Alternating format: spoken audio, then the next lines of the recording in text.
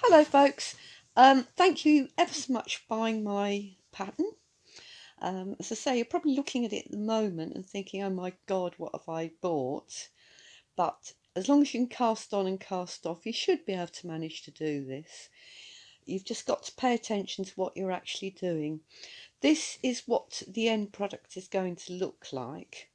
It's knitted in one piece. You start from here and you go all the way through your thumb and to the other side. The cuff is shaped by not completing a row at this end every now and again, so you can see there's less rows at the cuff end to the finger end. And there are several elements of the pattern that you might have trouble with. I might not have explained it properly, so I'm going to go through various things. So what I've done here is I've cast on 42 stitches and I've knitted 3 rows, and I'm back at the finger end. So remember, the finger end is the bit where you've got the cord started, and I'm going to knit 30 stitches. Now please ignore the way I'm knitting, because I know that most people don't knit this way, but I have tried really hard to knit the way that other people knit, and I just struggle with it so much. My mother spent not years, spent ages trying to teach me how to knit, and was saying, oh, you can't hold the needles like that. And one day I got a book and I put it in front of me and it told me how to knit. So I followed all the pictures, but they didn't tell you how to hold the needles, so I invented my own way of doing it. And I've been knitting successfully for nearly half a century, and I think my way of knitting is really easy. And I'm actually going to be putting out lots of YouTube videos showing people how to knit using this method. So if you know anyone that's been struggling to knit for a long time, then it is worth, well, I'd really appreciate it if you can direct them to my site and they can have a go knitting the way that I do. So I've knitted 30, 2, 4, 6, 8, 10, 12. Obviously I didn't knit 30, I don't count them. What I do is I work my way down, and when I've got 12 stitches left for the cuff, then I go back again, 2, 4, 6, 8, 10, 12. So I know that I've got 30 stitches on here. Now the tension isn't that important with this. As long as you have got neat stitches, then it will look good. I use size 11 needles and I do quite a tight stitch, but you find that because it's all in garter stitch, it actually stretches quite significantly. So anyway, I have literally gone all the way to the bottom, minus the 10 rows, and I am coming back the other way. And I'm just looking at it now and I'm realising actually I didn't have 3 rows on my needle. I only had 1. But that's not really important. The important thing is to show you that when it says go down to the last 12 stitches, that's what you do, and you turn round and come back again to the finger end. And when I reach the finger end, my needle keeps slipping. I usually have it sort of like balanced on my body somehow, but because of the way that I'm having to film this, I'm sitting on the bed, I can't actually put my needle where it normally is. So I'm finding it quite difficult, and it keeps sort of trying to slip away from me. Anyway, I've got back up to the finger end, and I'm going to show you how to change the colour. Let me try and wedge this needle in a bit better. So I'm knitting in the lighter colours because I think they'll show up better. Normally I'd be on indigo by now. Of course, you don't need to knit them in rainbow colours. You can knit black and red or yellow and green. On the pattern, when I've changed the colour, I've changed the ink as well, and so you've got red ink there for the change of colour. You will find it a lot easier to knit in stripes because you can tell when to do the cuff ones. Anyway, here's my new colour, and I'm just going to hold it there, and I'm going to put it in like that. And here's the loose ends. Now you want to try and avoid doing a knot because it will show up. It's just at the end of the finger. So what I'm doing is I'm wrapping it round the new yarn that I'm using. So I'm wrapping it around like that. Okay, you see what I'm doing? And that's to avoid having to sew the ends in afterwards. If you do have trouble knitting like this, then I would do just a single knot to hold it in place and then sew them in later. Now this is needs to be pulled a bit, so it's a little bit tighter there, otherwise you end up with a big loose loop, and just carry on knitting down with this new colour. So that is your colour change, and it's all listed in the pattern, and hopefully you can follow it. Now I'm going to go to the bottom, and I'm going to come all the way up again, and I'm going to show you how to shape for the fingers. So you can see on this one I divide up the fingers like this, and you're going to sew them together later. I mean, this is a great pattern because it being garter stitch, it actually hugs your fingers and hugs your hand, but it's also very elastic, so it will stretch and fit any hand. But don't lend them to people who've got big hands, because once they've stretched them to their shape, they might not shrink back to yours.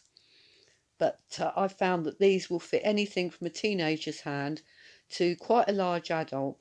But if you have sort of someone with super duper sized hands, then what I would suggest is use the next size needle up, and then it will make it all slightly bigger.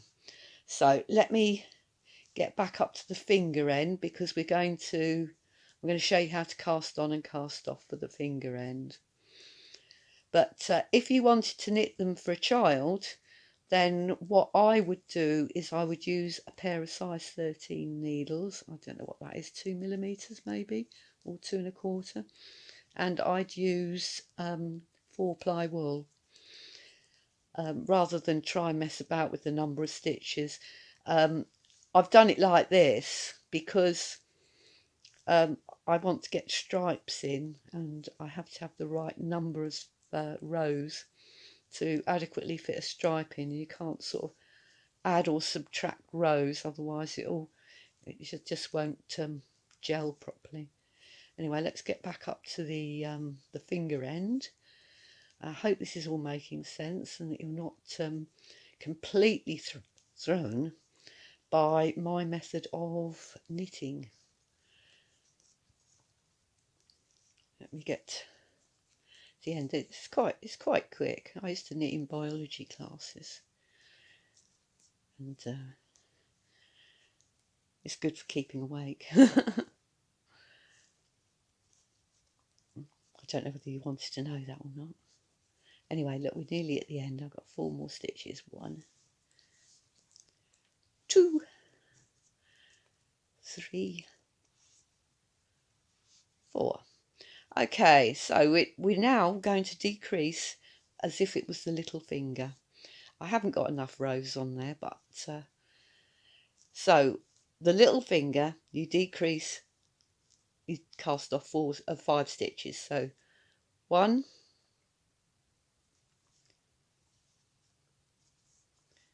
2, 3, 4. Now this casting off, I just slip this next stitch off onto the other needle and put this one back over. And the reason I'm doing that is because this is going back onto the other needle and used as the start for the casting on. And obviously I'm going to be knitting it twice if I do that. So I'm going to put my wool in there. Use that as my first cast on stitch. So it's got caught on the wool underneath. Hold on, let me just, there we are. So because the next finger, if you can see, the knuckle's a bit higher, so I'm not going to cast on 5, I'm going to cast on 6. So that's 1, 2, 3, 4, 5, 6. So it's like you're casting on at the beginning of a new row, and then you just knit the row as normal. So this is the start of a new row. So if you're doing one of the cuff ones, it will say knit 31 stitches. You count all of these, so that's 1, 2, 3, 4,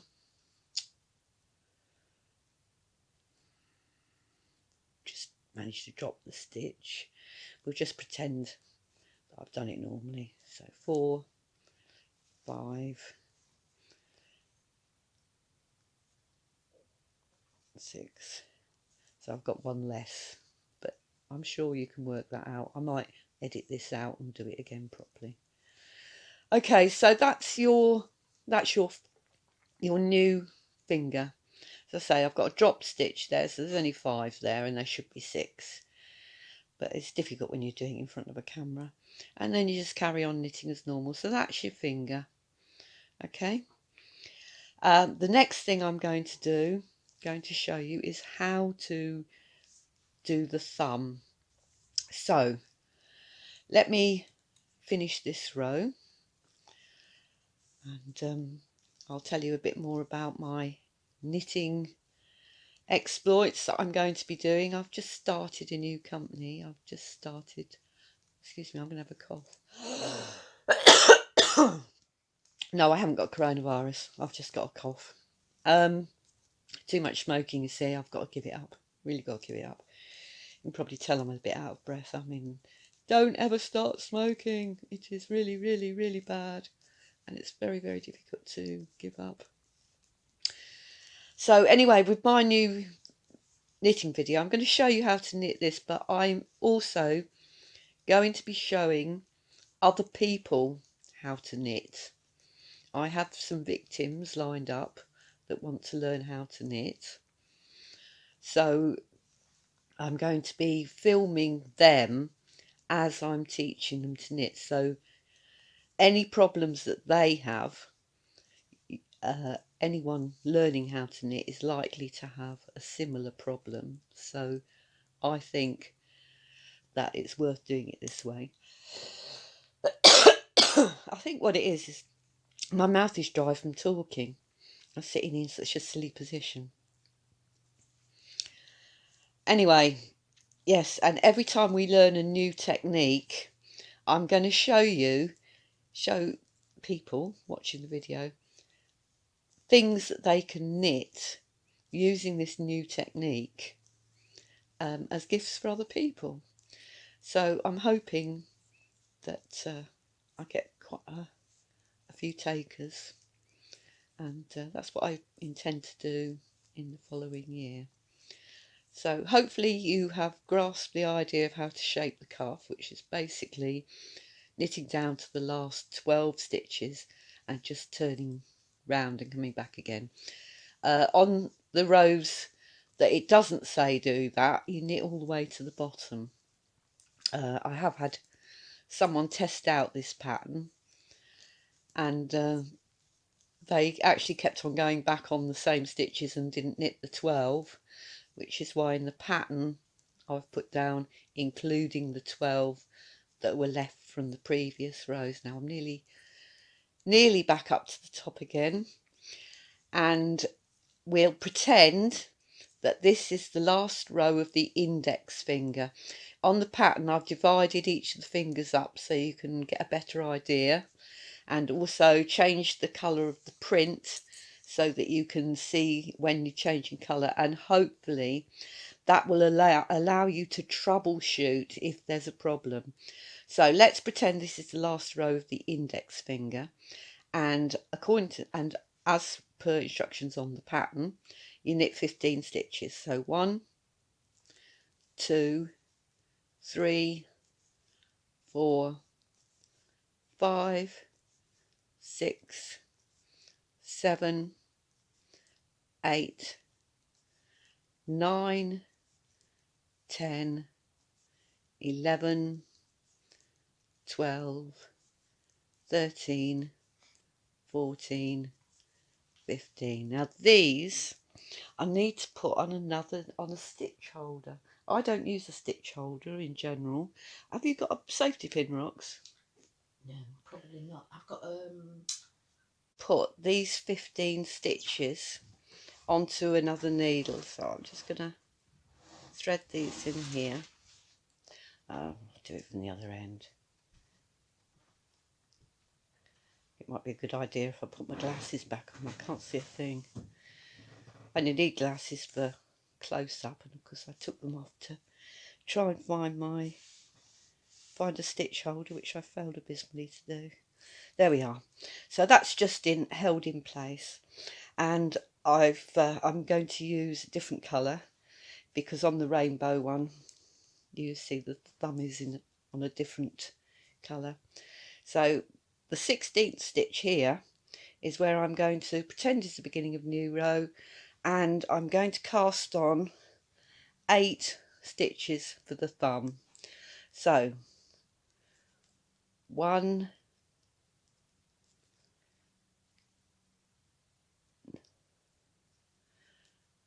2,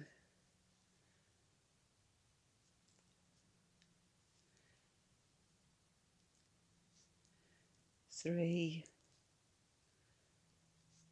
4, 5, 6, 7, 8. Okay, so that's your stitches for your thumb.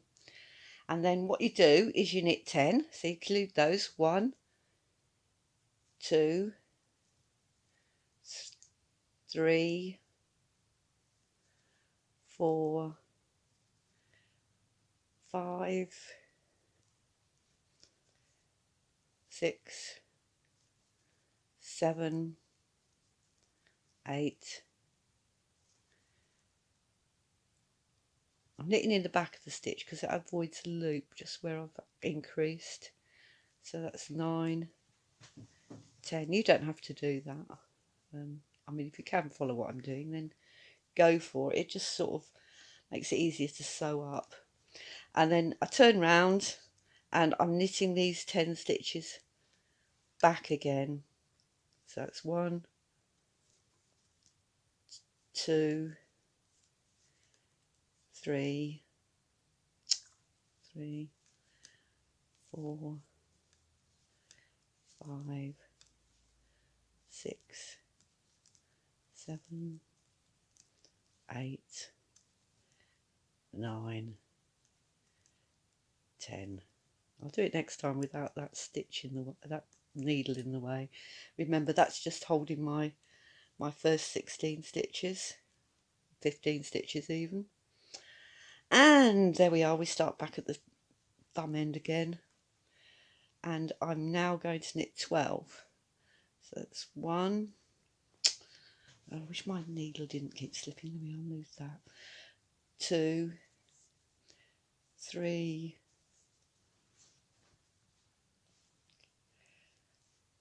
4,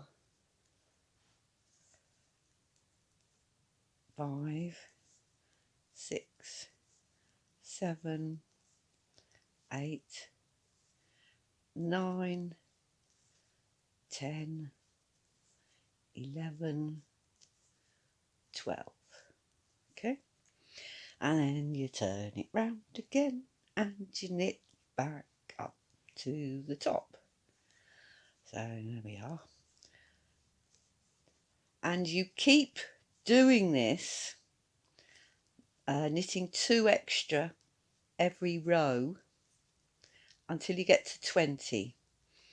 So what I'm going to do next row, rather than waste time showing you knitting 14 and turn and 16 and turn and 18 and turn. I'm just going to go straight in and knit 20 and turn. Where's my other glove, Rocks? I don't know. It's probably underneath here, isn't it? Yeah. What's this? Right, okay. Yeah, if you can look at this, you can see where I've added an extra 2 rows all the way down. So now I'm going to skip to the last row of the thumb, and I hope you're not listening to this, yeah? Hope you're not. Oh, right. I was just. That's gonna get terrible, I'm using Roxanne's dressing gown as a backdrop, and she's just pulled out the belt bit. Anyway, so I'm going down for the last row of the bits of the thumb. So 1, 2, 3, 4, 5, 6, 7, 8, 9, 10, 11, 12. Now normally if you're doing a proper thumb, you do 14 and you turn round and come back again, but I'm not going to. I'm going to do all 20. So 2, 4, 6, 8, 10, 12, 13, 14, 15, 16, 17, 18, 19, 20. Okay, and then I'm going to turn round and go back to the top again. There we are. I've got my stitch holder out of the way. So there we are. It's fine. All good. And that will provide you with the shaping for the thumb. Now, both gloves are actually different. I've got a separate pattern for each of the gloves, and that's because the front and the back are different sizes. If I turn this over, you can see there's less stitches on this side, and that is because your thumb isn't actually on the side of your hand, it's actually slightly in. And so I have made the pattern so that it fits snugly on the hands. I mean, this is a beautiful pattern. You don't have any of these double pointed needles and messing about little tiny spaces. This is just knitted in one big lump. So anyway, I've got to the top of, and you've just got to imagine that there's actually a lot more rows, and each row has got 2 more than the previous one. And then you come to the other bit of the thumb where instead of knitting 20, you actually knit all the way to the bottom, and you do that for 6 rows. So you can see where I've done that. There's 6 rows there, or 3 ridges as I call it, because that's easier to work out. Let's put that out of the way because it'll just confuse the issue. I hope this camera's in the right place. I think it is. It's not easy doing this in front of a camera. As I say, I've just started my new business.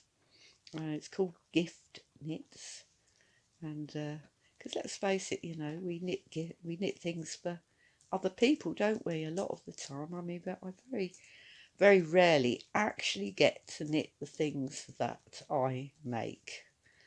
But I'm going to be selling mostly knitting patterns online because I've been knitting for a long time, and I'm one of these people, I cannot find things in the shops that I want to knit. So I've had to spend a long time actually designing my own stuff. And I thought, well, you know what? I might as well try and publish them. Would you believe, though, it is really, really hard to write a knitting pattern. I mean, I thought, oh, I'll be able to breeze through this, no problem. I can design a knitting pattern. But actually, you've got to cross every T and dot every I and it really isn't that easy. And this is actually the very first pattern that I've put on, and I've even struggled with this. It's because I'm reading it back and I'm thinking, oh God, that's just gobbledygook, isn't it? Anyway, I'm nearly back at the top again, and basically you just reverse the shaping. So I start off, let me get to the end first. That'll be fine. I'll just get to the end. I'll just try and speed up a bit while this needle's doing its own thing. I mean, it doesn't help that I've got two different size needles, but it's just one of those things. I sort of put them down, and I always end up with odd needles, a bit like the sock collection. You know, you only ever have one of one sock, don't you? And you always lose them, especially if they're your favourite pair of socks, or you just bought them. By the time they've come out of the washing machine, they've joined together and you've only got one. It's crazy, isn't it? And you never find them again, ever. They've just disappeared in the ether. So anyway, I've got to the top here. And instead of doing 2 rows for your thumb, you're obviously going to do 6 rows. You're not going to do just 2. And then, as I say, you're reversing the shaping. So you knit down for 20. So I count these 3, 4, 5, 6, 7, 8, 9, 10, 11, 12, 13, 14, 15, 16, 17, 18, 19, 20. Gosh, I can count to 20. That's amazing, isn't it? And you go back and you knit those ones back up again. So there we are. That's the start of the other side of the thumb. And you will keep doing this, going backwards and forwards. So your next row after the 20, you will go down 18 and back again, and then you will go down 16 and back again, and then 14, 12, 10, and you will finally get to the point where you will be casting off for the edge of the thumb. Okay, so I'm going to pretend that I have finished doing all of that, and that I am back up to here, and I'm going to cast off 8 stitches. So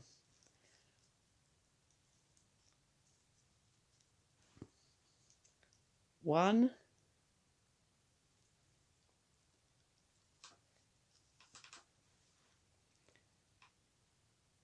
2, balance this needle, 3, 4,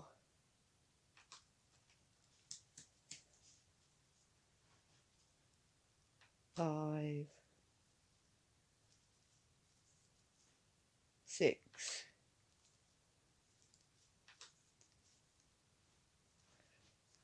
7, and the last one I'll just slip off and put that on there. And then this one, as with all the others, it goes back on to the other needle. Okay, and then I'm going to break my wool, because I'm going to break it here, and that's so that I can use that bit to sew up the thumb. Then you find your wool from the first colour here, from the index finger, and you use that and you knit all the stitches from the thumb. So you're going all the way down, and there should be 28 of them. 2, 3, 4, 5, 6, 7, 8, 9, 10, 11, 12, 13, 14, 15, 16, 17, 18, 19, 20, 21, 22, 23. Oh, look, I've lost a stitch. I've obviously miscounted. Obviously, maybe I didn't put on enough at the thumb end. I'm multitasking here, you see. I'm talking to you and I'm multitasking, and I'm not good at multitasking. So I'm not going to repeat it, and I'm not going to edit it out either, because these things just happen. So anyway, I'm just carrying on. I shall knit to the fingertip end, but basically I'm showing you this because it's occurred to me that when you rejoin with the index finger wool, you might start knitting back up towards the fingertip, and you've got to knit all the way down to the wrist, carrying on that row, and then you go back up again to the finger end. As I say, you need to keep an eye on your stitches. I mean, I've obviously haven't got enough stitches now on this row, and if I was doing it properly, I would either undo this row and make sure that I put the right number of stitches in, or because I've got one less, I would find somewhere where it's not going to be noticeable, i.e. along this edge of the thumb, or when I divide off for the fingers, and I would just increase a stitch in between two of the other stitches where it wouldn't get noticed. And that in my opinion is absolutely fine. But yeah, anyway, so you'll see what I've done when I get there. As I say, I haven't done the whole glove. I've just done the areas that you might have trouble with. So as you can see, here's the thumb bit, and from the index finger I've taken this row all the way down. Here it is on this one. I've taken the row all the way back down and up again. Now, okay, so this is your finished item, and I've just had a little bit of a break, so we're probably in a slightly different place, but this is what you're ending up with, and it's time to tidy it up. So you just go through with a sharp pair of scissors and snip off your loose your ends. Now you will see that's an end there, that's okay. You'll see here I've obviously got a bit that hasn't been weaved into the back of the row, so I'm just gonna find a needle. Oops, it's not the no, I've knocked the camera. There we are. And I'm going to thread this up, and I'm going to sew this end in,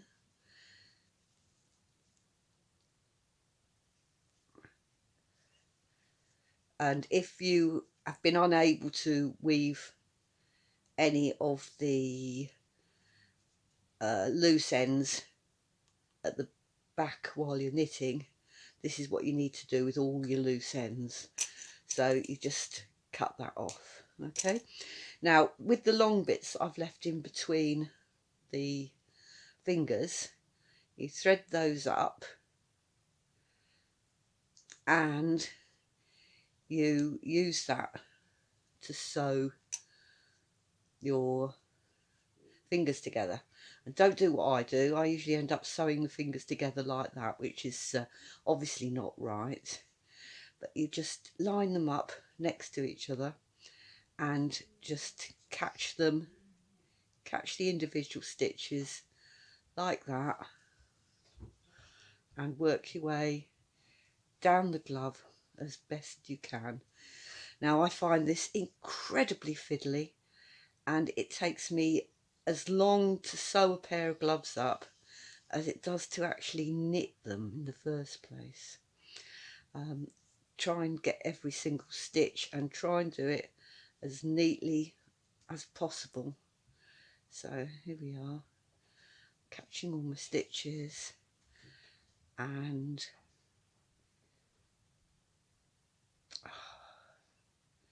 sort of fingers and thumbs. There we go. I've got to the top of that. Not the world's greatest stitch. I'm normally a bit better than this. And then you take this onto the inside and you just sew your loose end back into glove. And when you're happy that it's secure enough, you just cut it off. And you have to do that with all of your fingers. So where did I finish that? I think, is it there or there? I think that's the other one. So cut it off there. And you'll need to do that with all of the fingers, and then you'll have to go down the side. And the thumb, again, find the long bit you've left. Obviously this one hasn't been woven into the back, so I'm going to have to sew that one in as well. So bring it through to this side, thread it up,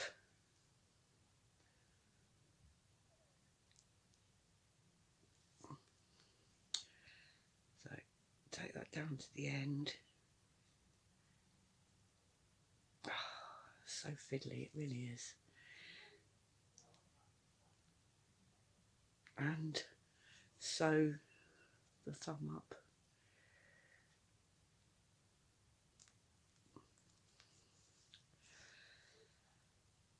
And that's basically it. Now, I know that this isn't the world's greatest video. It's absolutely really hard doing editing, and I know I've made a bit of a pig's ear at it, but I will get better, I hope. I say practice makes perfect. I have yet to see that, but I thought that it was better to do a bad video than none at all, because I do think that maybe some of the language I used, I might not have explained it as well as I could have done. I mean, obviously when I'm knitting for other people, I do endeavour to keep the number of stitches correct, and I will undo it if I've made a mess of it. But usually I've got a lot more concentration. As I say, I'm not very good at multitasking. And yeah, bear with me. I have made a few errors in my language. I mean, the one that sticks out is when I'm rewatching this boring video. Is I said on the thumb bit, I called that every two rows, and really I meant every 2 stitches. And I also was talking something about 10 rows at the bottom here, and I meant 12 stitches. I mean, nothing like concentration, but as I say, I thought it was better to do a bad video than none at all. As I say, on the pattern I have got my phone number. If you get really stuck, just send me a text and I will get back to you.